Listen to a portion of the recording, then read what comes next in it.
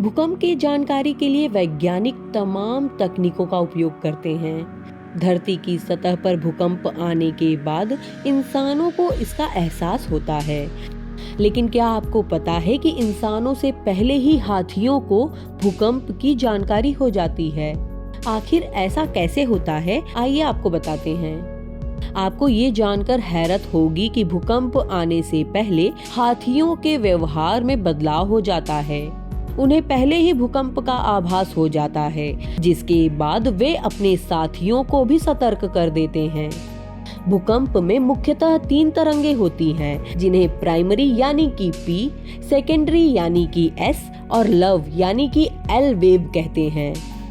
इन तीनों में प्राइमरी और सेकेंडरी तरंगे जहां धरती के अंदरूनी हिस्से में चलती हैं, वहीं सतह पर लव तरंगे पहुंचती हैं, जिसकी गति P और S तरंगों की तुलना में कम होती है, लेकिन यह भारी विध्वंस करती है।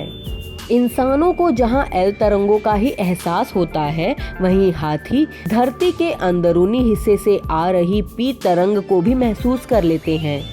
इसके बाद वह चिंघाड़ते हुए अपने साथियों को सचेत कर देते हैं। ऐसा माना जाता है कि हाथी अपने सूंड के जरिए धरती के भीतर होने वाले कंपन को महसूस कर लेते हैं, लेकिन कई बार हाथी इसका इशारा इतनी देर से देते हैं कि बचाव संभव नहीं हो पाता है। जानवरों में हाथी सबसे अधिक संवेदनशील होता है। वो 20 हर्ट्ज के नीचे की आवाज को सुन सकता है और निकाल सकता है।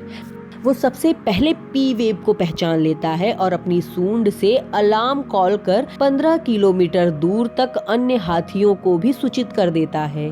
ये कॉल धरती से होती हुई अन्य हाथियों तक पहुंचती है। इंसान लगभग 100 हर्ट्ज की आवाज को ही सुन पाता है। 60 हर्ट्ज की आवाज को वह महसूस कर पाता है। सुनामी आने के दौरान श्रीलंका में यह पाया गया था कि हाथी जू से अंदर ऊंचाई की ओर भाग निकले थे। यदि जानवरों के व्यवहार को समझ लें तो भूकंप के दौरान होने वाली जनहानि को रोका जा सकता है।